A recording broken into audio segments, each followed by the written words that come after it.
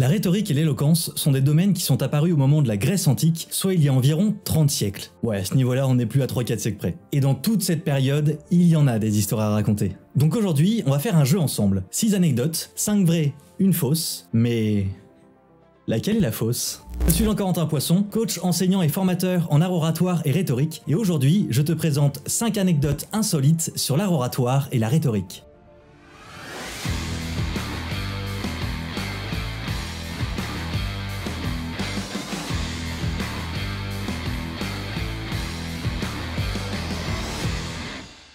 Chers amis orateurs, bonjour. Aujourd'hui, on va donc parler de la parole à travers des anecdotes historiques ou insolites. Que ce soit des records, de la technologie, des discours insolites ou des propos plus généraux, il y en aura pour tous les goûts. Sauf que parmi toutes ces anecdotes, l'une est fausse. Et c'est la première. Non, je déconne.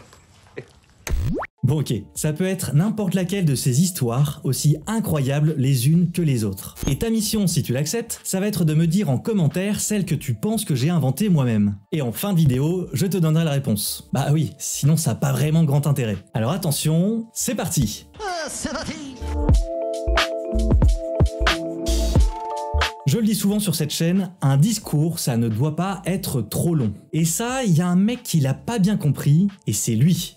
Louis Collet. En 2009, Louis a 62 ans et il travaille comme guide au Musée des Arts de Perpignan. Il est d'origine catalane et il y a un sujet qui le passionne vraiment beaucoup, c'est Salvador Dalí. Salvador Dalí, c'est un artiste espagnol, membre du mouvement surréaliste. Il est connu entre autres pour ça, et puis ça aussi. Et puis aussi pour avoir designé le logo de Chupa Chups. Annie aime les sucettes. Mais revenons à Louis. En 2009 donc, Louis décide de battre le record du monde du discours le plus long. Et il va donc parler de son idole pendant 124 heures. Oui. 124 fucking heures. Soit 5 jours et 4 nuits sans s'arrêter de parler. Pour le bon déroulé de cette prestation, il s'est installé au buffet de la gare de Perpignan sous surveillance médicale. Oui parce que bon quand même, il a pas dormi pendant 5 jours le boug. Et il n'a eu qu'une alimentation légère qui lui permettait de se nourrir sans perturber son discours. Ouais je confirme, pas facile de parler avec des pépitos dans la bouche. J'adore rire. Et il a ainsi battu de 4 heures le record détenu jusqu'alors par un Indien qui avait parlé pendant 120 heures. 120 heures seulement ? Ah le loser! Et une petite anecdote bonus, le record du plus long discours politique est quant à lui détenu par Fidel Castro. Oui, en 1998, il a fait un discours de politique générale qui a duré 7 heures et 15 minutes.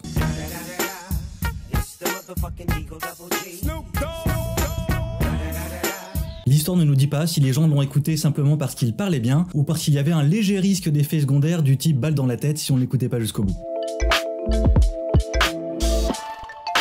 On change d'époque pour aller aux origines de la rhétorique avec le premier manuel de rhétorique. En 460 avant Jésus-Christ, Corax rédige un manuel destiné à aider les personnes qui interviennent dans les tribunaux. Ouais, ce qu'on appellerait aujourd'hui un avocat. À cette époque ont lieu de grands procès à Syracuse. Et Corax va rédiger ce manuel afin de mettre sur le papier et de transmettre tous les stratagèmes qui lui paraissent utiles pour défendre quelqu'un devant un tribunal. Et il va notamment prendre un disciple, Tisias. Au moment de le former, Corax lui propose un accord. Si Tisias gagne son procès, alors l'enseignement de Corax aura été utile et il le paiera. Mais si Tisias perd, alors il ne lui devra rien. On l'a dans le cul, je te dis, pas d'assurance, ma cache. Et Tisias remporte son procès.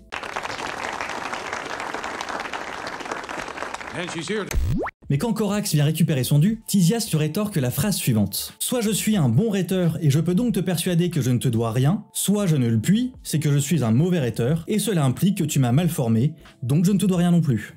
Oh bah ça. Corax poursuivra Tisias en justice mais ne gagnera pas son procès. Lawyer. A noter tout de même que l'on possède peu d'éléments de preuve sur ce sujet. Aucune trace matérielle de l'existence de Corax ou de Tisias ne sont parvenues jusqu'à nous, mais plusieurs auteurs en parlent dans leurs écrits. C'est notamment le cas de Platon, Aristote et Cicéron, qui les décrivent comme les deux pères de la rhétorique. Depuis les débuts de la 5ème République, 8 présidents se sont succédés. Non, si on compte Alain Poher, ça fait 9. Depuis les débuts de la 5ème République, 9 présidents de la République se sont succédés. Et auprès des présidents de la République, il existe un rôle de l'ombre qui est pourtant très important, la plume. La plume, c'est celui qui écrit les discours pour celui qui va les prononcer. Un rôle très ingrat qui nécessite déjà de savoir écrire des discours, mais aussi de s'adapter au style et aux idées de celui pour lequel on écrit. Certaines plumes sont ensuite passées de l'autre côté en rentrant dans le jeu électoral. C'est par exemple le cas d'Alain Juppé qui a commencé comme plume de Jacques Chirac, ou d'Henri Guénaud qui a été longtemps la plume de Nicolas Sarkozy. Et la plume dont je vais vous parler aujourd'hui, c'est quelqu'un d'assez incroyable à bien des égards. Mais l'un des faits les plus étonnants de son parcours, c'est sa longévité, puisqu'il est resté en poste au cours de 3 présidences. Celle de Pompidou, de Giscard et pendant une partie de celle de François Mitterrand. Un parcours étonnant puisqu'il s'agit de la seule plume à avoir écrit pour plusieurs présidents, mais surtout à avoir écrit pour des présidents de partis opposés. Cela étant, quand je vous dirai son nom, vous comprendrez que ce sont ses talents plus que ses idées qui lui ont valu cette longévité, puisqu'il s'agit de nul autre que Érik Orsenna. À peine diplômé de Sciences Po, le futur auteur est présenté à Pompidou pour l'aider à écrire ses propres discours. Giscard et Mitterrand reconnaîtront les qualités de ce jeune talent et décideront de le maintenir dans leurs équipes. Puis plus tard, il deviendra l'auteur que l'on connaît maintenant, jusqu'à obtenir en 1998 le 10e fauteuil de l'Académie française. Quand on débarque dans ta résoie, frotte les putes, balance une grosse prod brute pour que croque les culs. Quand on débarque dans ta résoie. Il ne s'agit pas réellement d'une seule anecdote, mais d'un ensemble d'anecdotes réunies autour d'un seul sujet, le bégaiement. De par mon métier, je suis très intéressé par cette question du bégaiement. Et j'entendais souvent parler de personnalités dont on disait qu'elles avaient été bègues, alors que ça ne s'entendait pas du tout lorsqu'elles s'exprimaient. Et j'avoue que j'avais un peu de mal à y croire. J'y voyais une forme de storytelling, une histoire qu'on raconte pour faire croire à un parcours un peu difficile. Et puis j'ai rencontré des amis qui m'ont dit que eux-mêmes avaient été bègues, alors que je ne m'en serais jamais douté s'ils ne me l'avaient pas dit. Et j'ai même vu certains d'entre eux remporter des concours d'éloquence. Tout ça pour vous dire que le bégaiement n'est pas un fait définitif, mais une caractéristique qui peut être travaillée et maîtrisée. Mais revenons à cette anecdote qui va donc être plus courte, puisqu'il s'agit plutôt d'une liste de personnalités historiques ayant été bègues, pour certaines l'étant restées et pour d'autres ayant réussi à maîtriser ça. Alors saviez-vous que Napoléon était bègue? Que pour s'adresser à son peuple et à cause de son bégaiement, Moïse laissait son frère Aaron parler à sa place? Que Démosthène, l'un des plus grands rhéteurs de l'histoire, fut le premier destinataire des exercices d'élocution qu'il avait inventés? Qu'à l'instar du roi George VI, dont on connaît l'histoire grâce au film Le Discours d'un roi, Churchill était lui-même un ancien bègue. Que Louis Jouvet et Vincent Lindon, deux excellents comédiens, ont dû travailler à fond leur diction pour pouvoir réaliser leur rêve de devenir comédien. Et bien en tout cas maintenant, vous ne pourrez pas dire que vous ne saviez pas. Mais j'en profite très rapidement pour vous dire que le concours L'éloquence du bégaiement, un parcours qui propose des formations, des séances de coaching et un concours d'éloquence pour les personnes bègues, vient de rouvrir ses inscriptions pour l'édition 2022. Donc si vous êtes concerné par la question, n'hésitez pas, foncez, c'est vraiment génial. Et pour les autres, j'espère que l'on se retrouvera dans le public au moment de la finale. Je n'aurais jamais pu imaginer que cet horrible devoir me reviendrait un jour. Nous savons tous que les dangers auxquels nous devons faire face aujourd'hui sont bien supérieurs à ceux traversés auparavant au cours de notre longue histoire. L'ennemi n'est plus un soldat armé d'un fusil, ni même un pilote bombardant nos villes, mais le pouvoir fatal de nouvelles technologies mal exploitées. Vous la sentez, la Troisième Guerre mondiale qui arrive? Et pourtant, ce discours n'est pas récent. Il a presque 40 ans et n'a jamais été prononcé. Il s'agit d'un discours écrit en 1983 pour la reine d'Angleterre, alors que les relations avec l'URSS sont au plus mal. Le gouvernement se prépare à l'engagement d'un conflit nucléaire dont personne ne pourrait évaluer l'issue. Dans cette perspective, la reine demande à un groupe de hauts fonctionnaires de préparer ce texte afin de pouvoir s'adresser rapidement au peuple si cela s'avérait nécessaire. Autant vous dire que ça devait être la grosse ambiance dans le comité de rédaction. Fort heureusement, ce texte n'a jamais eu à être prononcé, pour le moment.